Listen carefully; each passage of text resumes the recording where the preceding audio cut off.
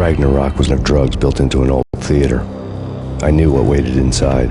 V-head junkies ready to explode in random acts of senseless violence, and Lupino's goon squad, the worst stone-cold killers this side of hell. Ragnarok was as inviting as a headache, flickering and flashing to a machine gun beat. The belly of the nightclub was a gothic theme park that began with bondage games and led to the nasty stuff from there. As subtle with its dark message as a cop killer bullet through the heart, like father, like son, just like Jack Lupino.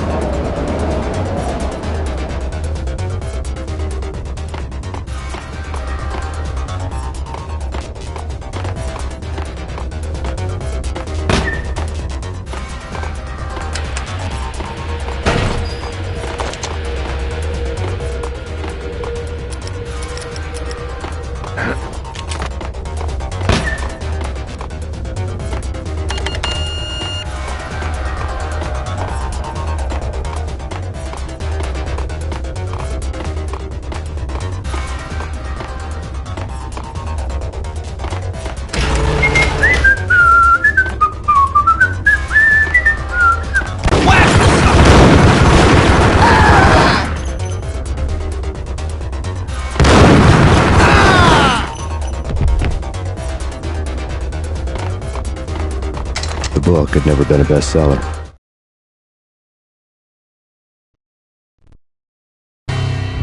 Given the setting, I was surprised to find that somebody had been passing time reading. The paperback was entitled, The Age of Murder and Storm. The blurb on the back mentioned Norse mythos and Ragnarok, the end of a Viking world with a terrible winter that covered the earth in ice, when vile crimes were rampant and all humanity lost. I could see how somebody impressionable might get it into their head that we were at the end of time. I was also beginning to see what the nightclub and its owner were all about.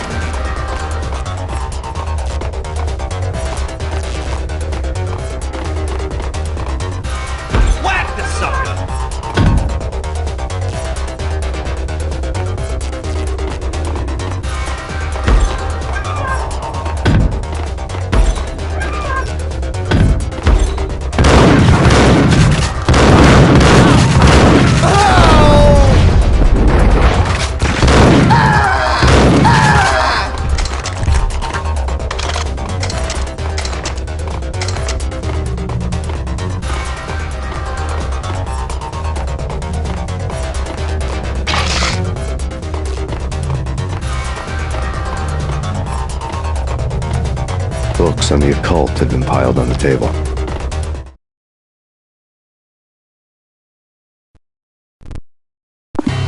The room was stacked with light reading, such as Necronomicon, Witchcraft, and Paradise Lost.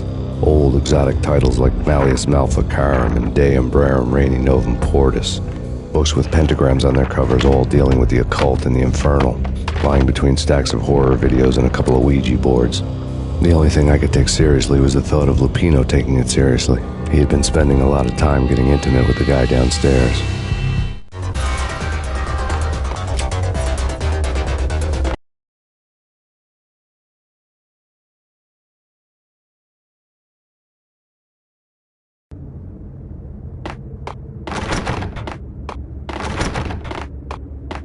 What with Dino and all, I wouldn't say anything to his face. He might not... Who knows what he... Yeah, but somebody's gotta go in there. It's too freaky.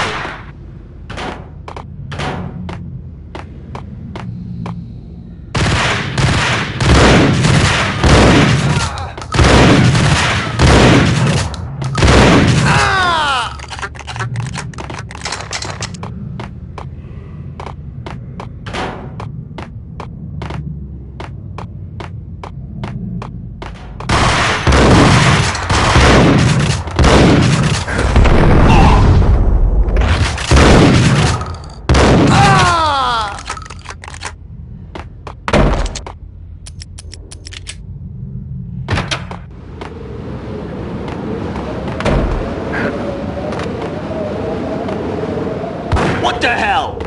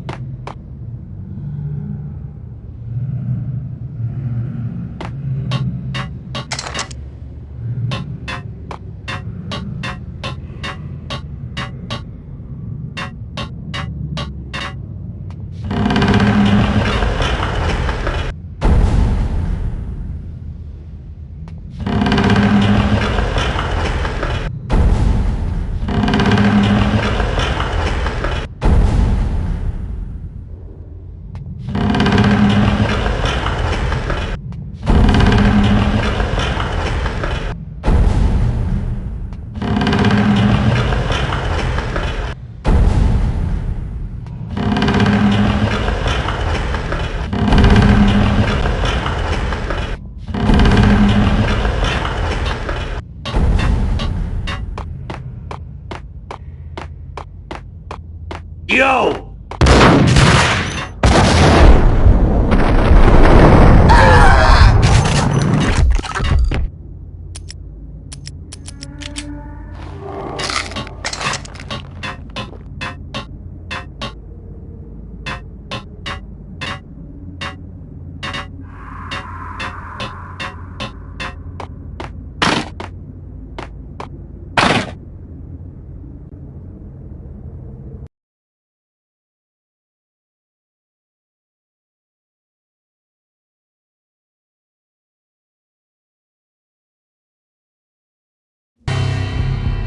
The backstage area led to Lupino's inner sanctum.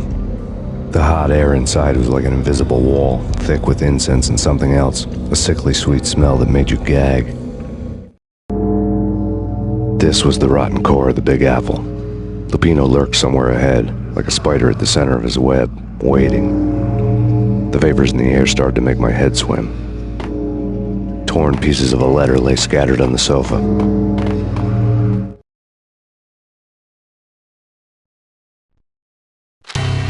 Punchinello had threatened Lupino in writing. The note had been torn to pieces, bloody fingerprints all over them. Don't want you to think that one of my boys is not playing, Jack. We are running a business here. I'd hate to send the trio to strong-arm you. The trio were the Don's notorious henchmen. It was obvious that Lupino hadn't been intimidated by the threat. Lupino's notes covered the table.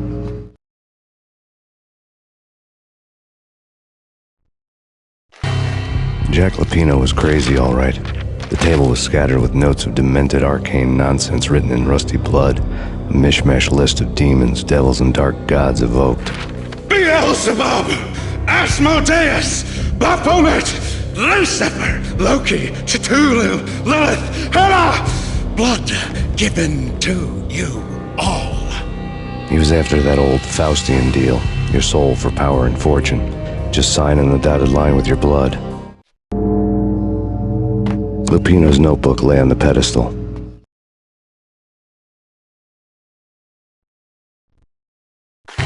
Jack Lupino was crazy, all right. Mythic wolves, let loose to devour the sun and the moon. Lupino is the wolf. I'm Mr. Beast, the big bad Fenris wolf. I'm the end of the world man, wearing the flesh of fallen angels.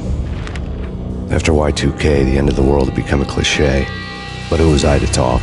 A brooding underdog avenger alone against an empire of evil, out to right a grave injustice. Everything was subjective. There were only personal apocalypses. Nothing is a cliché when it's happening to you. The flesh of fallen angels! Come to me all! Astaroth, Beelzebub, Asmodeus, Baphomet, Lucifer, Loki, Satan, Cthulhu, Lilith, Hela! Blood to you all! Secret living under the skin of reality. I've seen it. The corruption of flesh. Ow! I'm the wolf, yeah!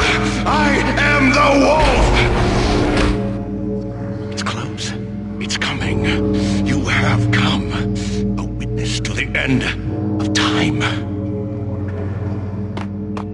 It's now! I will rise to her side! I don't need the words! I'm beyond the words!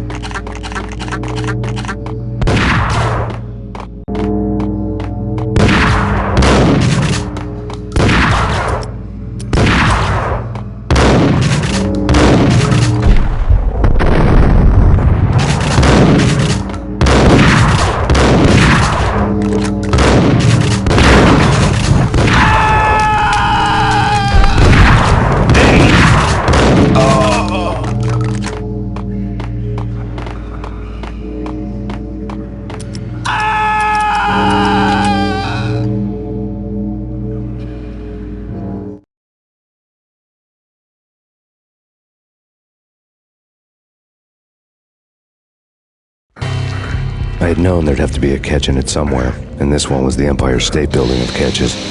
Lupino was pumped up and dying to go 15 rounds with a mutant alligator. And then he started this spooky monkey talk, straight from a bad dream. Mine. I have tasted the flesh of fallen angels. I've tasted the devil's green blood. It runs in my veins.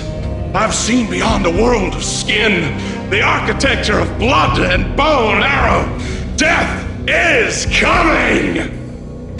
She is coming, and hell follows with her. This is the twilight winter. I am ready to be her son. Her time is now, and all who stand in her way must die!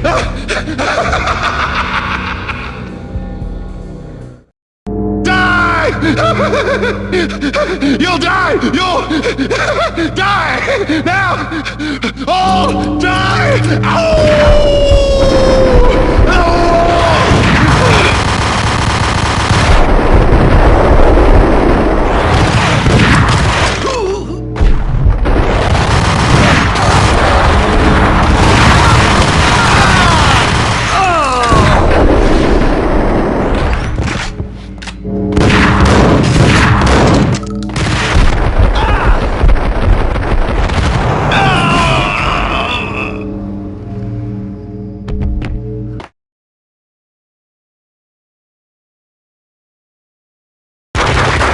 Lupino finally went down. I wanted to make real sure he'd stay that way. He was a bad monster. Turned them into friggin' zombie demons from outer space. I think he's dead already. Huh? And that's when it happened. But dead or not, you've got the wrong guy. In stepped this knockout femme fatale holding a gun to my face. I returned the favor.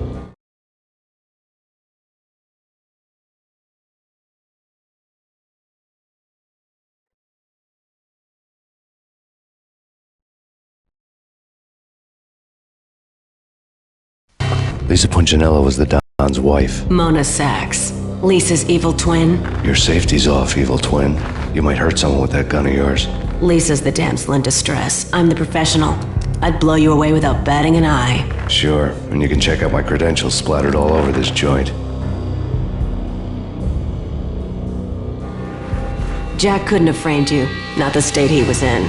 We're after the same slime bag. Angelo Punchinello's the one who murdered your friend and framed you with it. You know this for a fact. I've got my sources. I don't have a clue these days. I just shoot them as they come. Who put a contract on the Archfiend? This one's mine. I hate the guts of that sadistic wife-beater. Why not pool our bullets for this one? I thought you'd never ask. My finger was starting to twitch. How do you like your whiskey?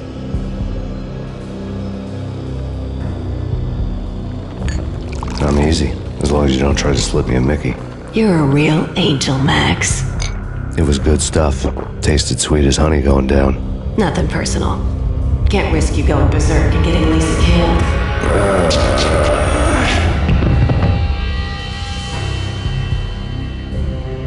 The nightmare was always the same. Violent shapes moving in darkness, old and ugly. The killer's mad laughter was a riddle filled with wicked innuendo. Somewhere, the baby was crying.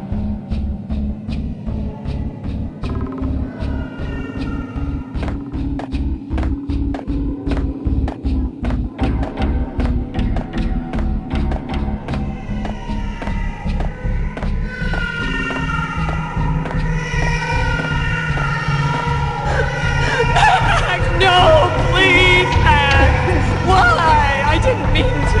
I'm sorry.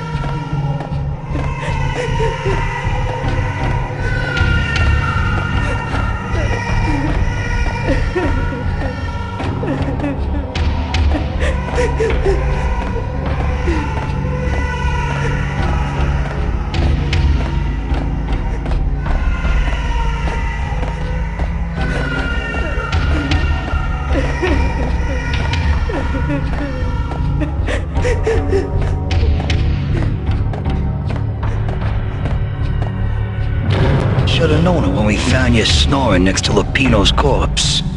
A comedian, huh?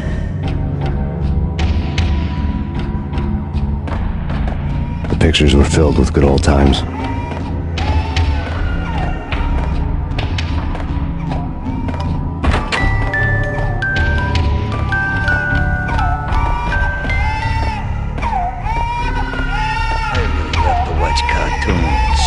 Captain Baseball Bat Boy's my favorite.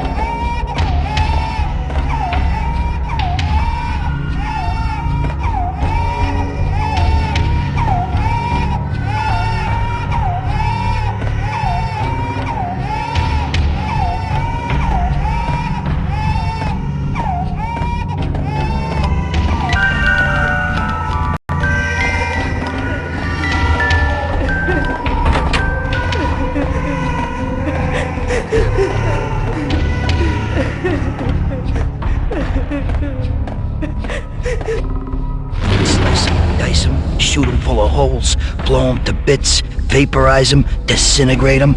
No matter what you do, they'll still be back good as new. Michelle's diary lay on the table. Max, no, please, Max. Why? I didn't mean to. I'm sorry.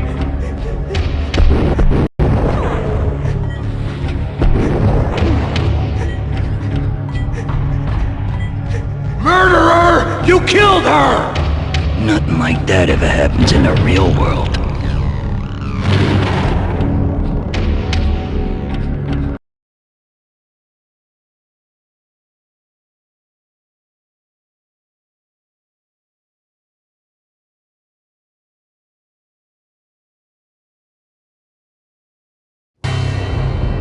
I woke up in a bad dream. My head felt 2 sizes too small for my brain. Max Payne, I envy your name. And the killer was smiling. Pleased to meet you. I'm Frankie the Bat Niagara. Niagara, as in you cry a lot? He had a baseball bat and I was tied to a chair. Pissing him off was the smart thing to do.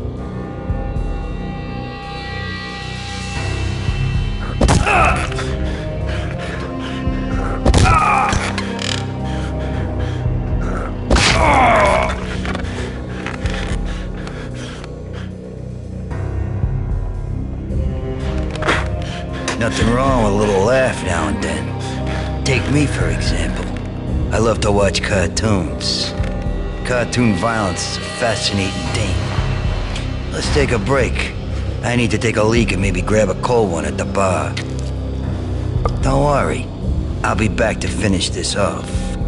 And then, it's checkout time. You play, you pay, you bastard. He swaggered out, and the door clanged shut behind him, locks clicking into place.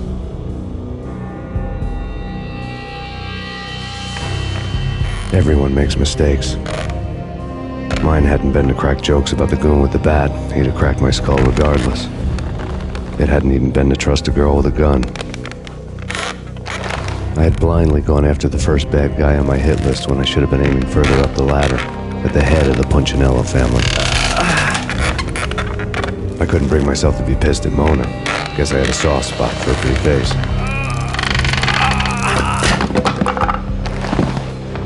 But when somebody decides to play baseball with your head, you tend to get sore. They had dragged me back to the basement of Lupino's hotel. I was beaten, bruised, and blue. I felt like the chair I had broken to get free.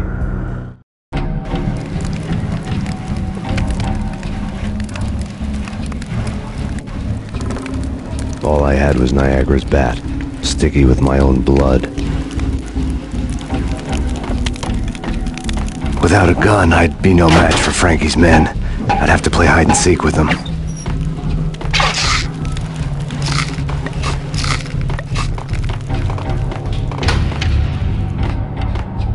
It's Frankie's turf. We'll take care of it.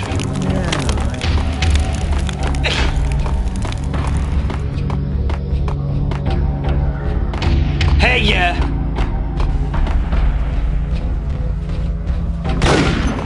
What the hell?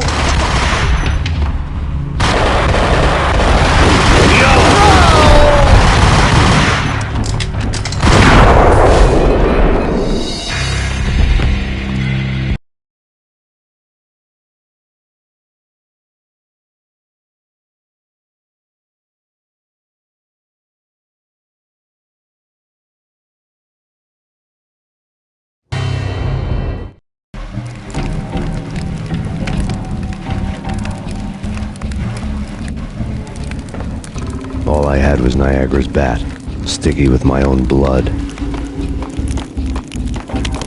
Without a gun, I'd be no match for Frankie's men. I'd have to play hide and seek with them.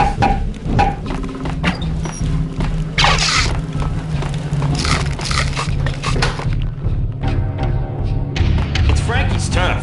We'll take care of it. Yeah, no, I wouldn't really have it. It's Payne!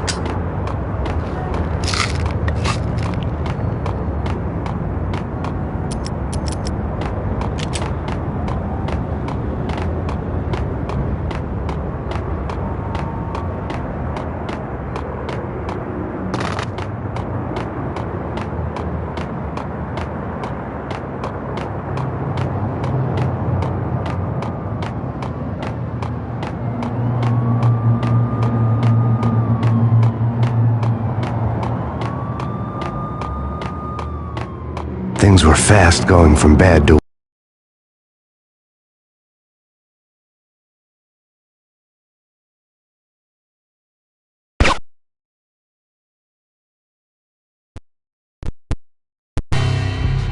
The men in blue had come and gone. They had decorated the place with chalk outlines and tied it together with yellow tape. The cops who had stayed behind were dead. Frankie, his boys, and I had the place all for ourselves.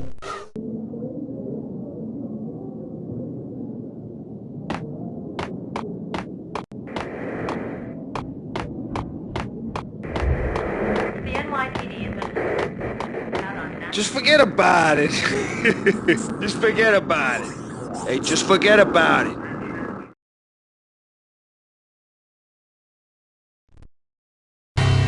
That crazy witch, you should have heard her. She was a real scream when the boys caught her trying to cap the Don.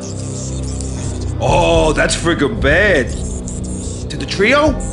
That's even worse than what Frankie's doing to that poor bastard downstairs. She's gonna take a long time to die. The mobster muscle on the phone was talking about Mona. Punchinello's trio were nothing but bad news.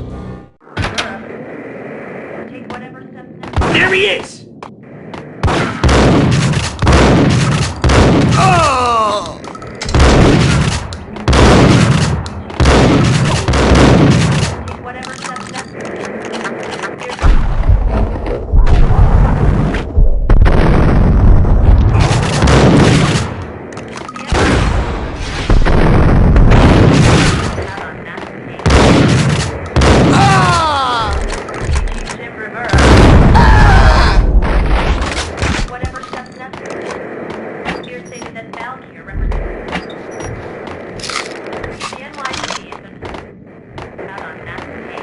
More evidence that Punchinello didn't like me much.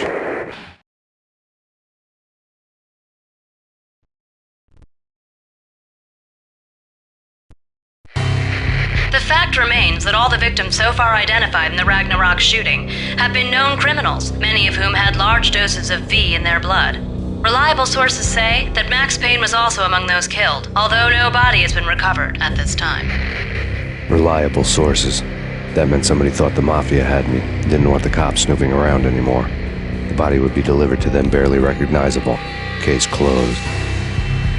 Don Punchinello had the power to be that reliable source, which was no news. But his news was old news. Framing me hadn't been enough. Don Punchinello had put a hit on me. He wanted me dead, and it had been important enough for him to give written instructions to Frankie about it. Max Payne should die like a dog for the trouble he's caused. Frankie, I know I can trust you to give this matter the dedication it needs.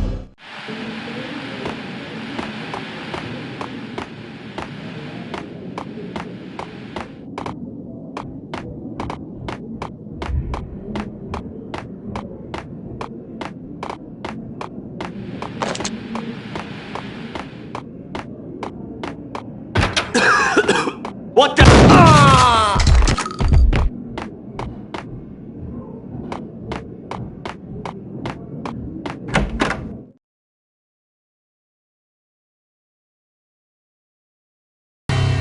The hotel bar was fast developing quite a history. True to his words, Frankie was there, having a beer. Jesus Christ. How the hell did you get loose? Got bored waiting. Thought, what the hell, we could just as well finish this here. Fine by me.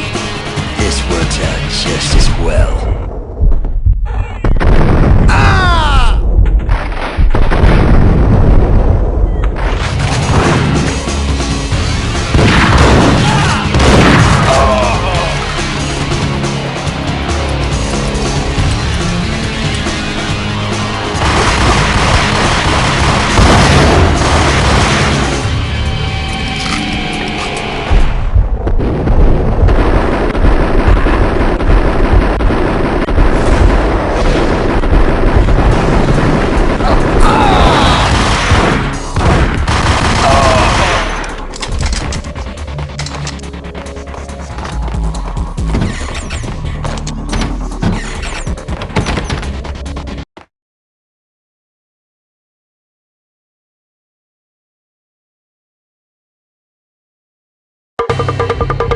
You think you've been a lovely audience.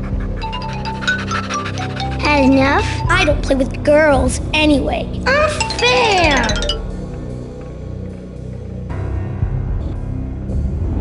I spotted the tail as soon as I left the hotel.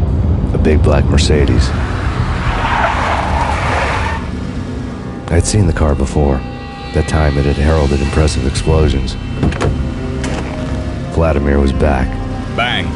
You're dead, Max Payne. I might have laughed if I remembered how. What's this supposed to be? Cops and robbers? Look, you want something with me? Get in line. Peace, man. Relax. You know you are a real news item. Armed and dangerous. I am going to make you an offer you can't refuse. I've always wanted to say that.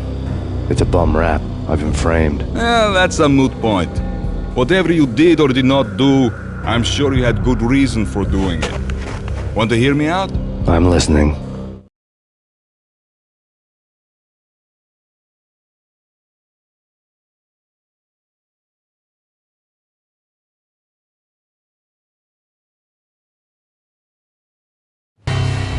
Punchinello messing with V is bad for business all around. But that's not all.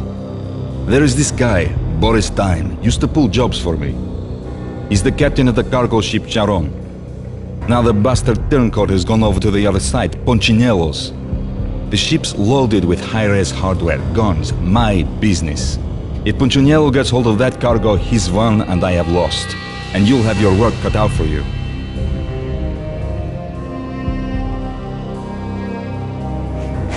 If you want to get to Punchinello, you'll need heavy-duty persuaders. I am just the man to get them for you.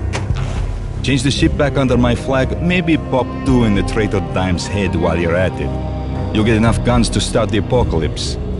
You in or out? Let's get this show on the road. Vladimir was one of those old-time bad guys with honor and morals, which made him almost one of the good guys. None of us was a saint. The Brooklyn riverfront was a maze of rusty containers, sharp-boned cranes looming up from the snowstorm. On a night like this, you couldn't help but think of the dark army of dead men sleeping with the fishes, cement shoes in line. No Minotaur lurked in this labyrinth, but somewhere out there, on the clanking deck of his cargo freighter, the skipper of the Chiron was waiting, like the ferryman of the river Styx.